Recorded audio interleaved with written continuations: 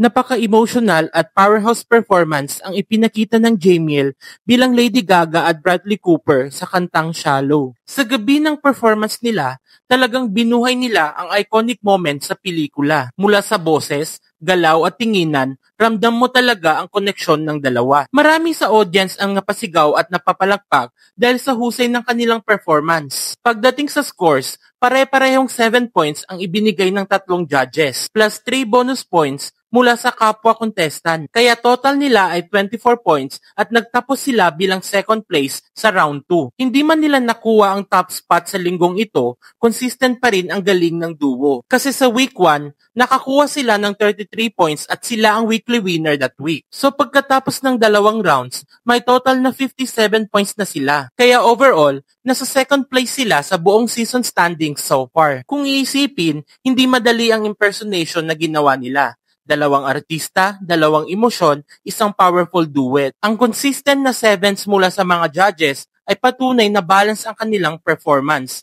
May boses, may acting, may chemistry. At syempre, umani rin ng papuri ang kanilang transformation sa social media. Isa na naman itong patunay na sa Your Face Sounds Familiar, hindi lang basta gayahan ang labanan. Dapat dama mo ang karakter. Kaya saludo tayo sa Jamiel para sa heartfelt rendition ng Shallow. Kayo guys, anong masasabi niyo sa performance ng Jamiel?